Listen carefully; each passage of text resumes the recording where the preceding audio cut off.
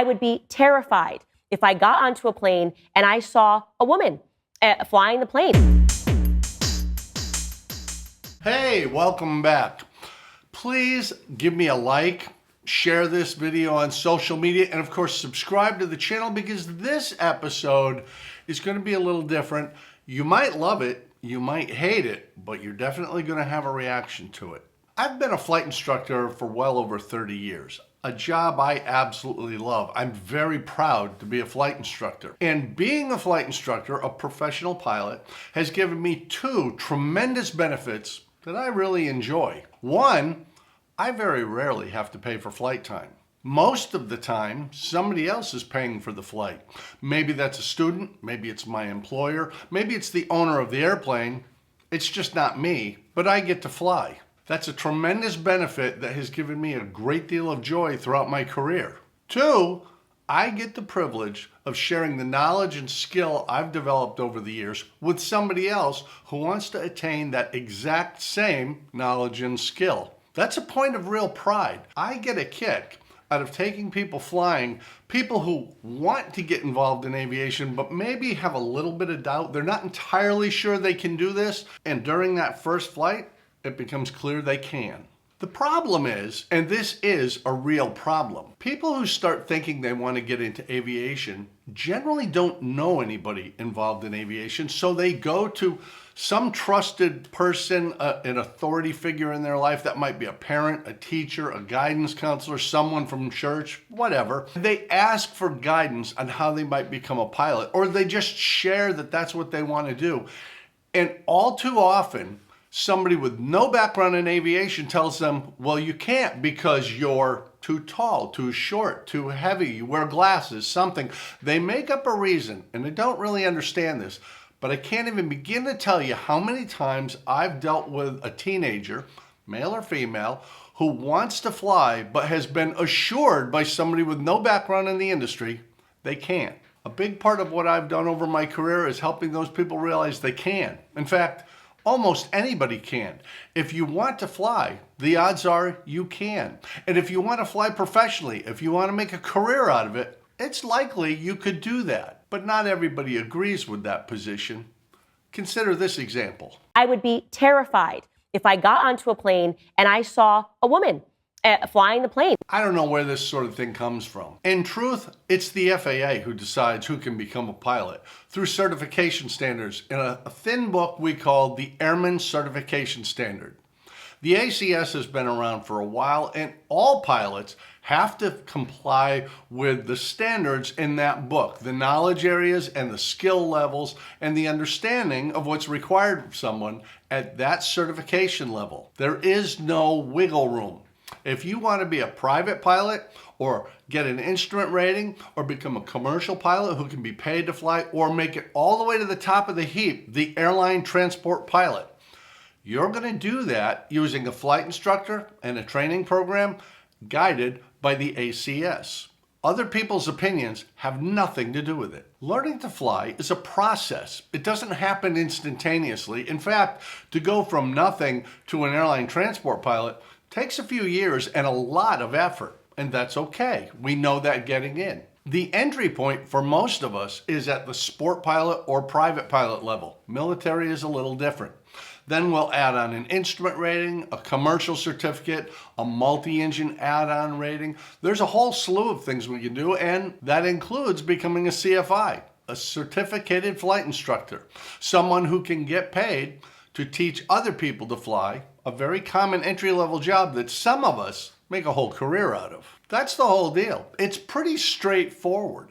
If you want to become a pilot, there's a path to follow, and there are several ways to follow that path that might work best for you. But unfortunately, there are people out there in positions of influence who share their non-insight, which is synonymous with nonsense, that sounds like this. If I see a black pilot, I'm going to be like, boy, I hope he's qualified.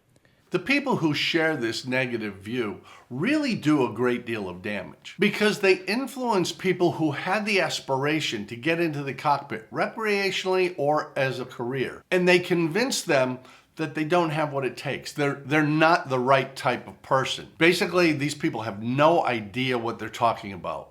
but they're talking about it anyway. We're going to make you use diversity, equity, and inclusion standards to deprioritize merit. DEI in the cockpit means that you value diversity more than your life. Oh, I'm sick of this nonsense. It's so repulsive. You might reasonably wonder, why are these folks so convinced that non-whites or women can't fly at a very high level of proficiency? There is no information to suggest that anywhere. In fact, there's nothing in the Airman Certification Standard about gender or melanin levels. There's nothing in there that says if you have a high level of estrogen, you can't fly the airplane just as well as the John Wayne type character that stereotypically is what people think of when they think of a pilot. So why are they saying these horrible things? The CEO of United Airlines, Scott Kirby, talking about their quotas over at United for diversity in the ranks of pilots, which is extremely controversial for obvious reasons. Let me be clear on this point. There is no DEI in the cockpit. None. Anywhere. So we have to ask ourselves, based on these comments, did Scott Kirby, CEO of United Airlines, actually say that they were instituting a DEI program for hiring pilots? Well, let's listen to Scott Kirby. We have committed that 50% of the class of the classes will be women or people of color. Today, only 19% of our pilots at United Airlines are women or people of color. And by the way, from all the data I've seen, that's the highest of any airline in the country. Now, if you listen carefully to Mr. Kirby, you'll notice he didn't actually say they were implementing a DEI program for hiring pilots and putting people in the cockpit. He didn't say anything like that. He said they were opening the door to their classes wider than they had in the past to allow people who want to get careers in aviation but were historically excluded allowed entry. That's all it is. And although Scott didn't actually say they were implementing a DEI program, he didn't even imply it. That doesn't mean people on television and through social media won't keep saying he did. The CEO of United Airlines has just promised that he is going to implement DEI all throughout his company, up to and including the cockpit. Historically, pilots have been white males. That doesn't mean the only people who were capable of being pilots were white male, but everybody else was excluded to a large degree. If you were black or brown or Asian or female, the odds are you weren't even going to be considered for that job. If you made an application, it went right into the trash, or maybe it went into a file where it sat for a period of time until they could say, well, it's no longer valid, and then they put it in the trash. The reality is there is no stereotypical image of a pilot, and if you look at the Airman Certification Standards developed by the FAA to establish the qualifications to reach any level of certification or rating, there's nothing in there about race or gender or religion or anything. It's just, do you have the knowledge? Do you have the skill? Do you have the judgment to do this work? This is nothing but FUD, y'all. Fear, uncertainty, and doubt. And it is absolutely unconscionable that people with a position of authority would get on the screen and tell good, decent people who have aspirations to elevate themselves professionally that they can't do it because of how they look. There's no justification for that. Remember, the ACS, the Airman Certification, is the standard. And you don't have to believe me. You can download it as a free PDF from FAA.gov. You can look through any level of the Airman Certification Standard and you will not find the word gender. You will not find the word race. You will not find anything about skin color or religion. If you want to be a pilot, you'll go through a training program, you'll learn a bunch of concepts, you'll put those concepts into practice in the airplane, and you'll do the testing requirements. At no point will anybody ever care what you look like. It's immaterial. Want proof? Check this out. Purefoy is training to become a pilot with United Airlines, which became the first major airline to launch its own flight school at the beginning of this year. What made you want to become a pilot? So I was a flight attendant for 3 years at a major U.S. airline and absolutely loved it. In real life, non-pilots who want to become pilots start at the entry level. They have no experience, but they go through the process, and the process is guided by the Airman Certification Standard, the ACS. That's it. End of story. There are no exceptions. The idea that pilots will not be hired on the basis of merit, but on the basis of color and sex, should bother you. The people making these claims about women in the cockpit or non-whites in the cockpit, they may not be evil people. They literally may be decent human beings, but they're talking about a topic they have very little understanding of, and they're letting their personal view of what their expectation is color what their perception of the reality is. It's just wrong. And put in simple terms, they literally have no idea what they're talking about, but they can't stop talking about it. And then you react in horror when people wonder whether the qualifications are also there. DEI invites unwholesome thinking. That's pretty harsh stuff. It's totally wrong. It's fear-based, but maybe so we don't look like such a total jerk, it's time to backpedal a little bit, like this. Of course, I believe anybody of any skin color can become a qualified pilot. That has never been my contention. I mean, it's silly. It's bigoted to think otherwise, right? Really? It doesn't sound like you're open to the possibility of non-whites and women being in the cockpit. But then maybe Charlie hasn't spent any time actually researching this topic and finding out how anybody gets from non-pilot to airline pilot status. Neither has Greg Gutfeld, who has no real problem misrepresenting what Scott Kirby actually said if it gets him to a point he wants to make. United Airlines is out with a plan pushing diversity for new pilots. The company wants to train 5,000 of them over the next decade and is promising at least half will be women or people of color. United would also be taking on applicants with no flying experience, which means I'm there. Make no mistake about it. This is a naked plea for clicks and viewership. That's all it is. Just to be clear, every single pilot, regardless of background, color, gender, anything, starts out with no flight experience. That's pretty logical, isn't it? I mean, nobody is born with flight experience. You never should tamper with the system, or lower a standard to reach the numbers you want. Isn't that just common sense? Lower the standard? Did anybody say anything about lowering the standard? Did Scott Kirby say anything about lowering the standards? No, he did not. Did the FAA put out an order saying, we're going to amend our standards to allow people to get into the cockpit with a lower level of training or proficiency? No, that didn't happen. It's not going to happen. This is complete and utter nonsense. Without any basis in fact, it's just wrong. Fortunately, not everyone who speaks out on this topic is totally out to lunch. There are objective requirements to surgery and to flying a plane. What I will say, when I get on a plane and I hear a female pilot come on board, it gives me great comfort because I think that she's G.I. Jane or Lady Maverick and has competed against the guys and has worked twice as hard for half the credit and has risen through the ranks to fly a massive plane. So I actually like that part. And it's not just Kennedy who gets it. Juan Williams has a slightly different perspective that's a little bit closer to accurate. Safety is number one. Any airlines that doesn't operate as safe airlines is going out of business. What we got right now is, I think it's last year, 2% of all pilots were black, but only 5% were women.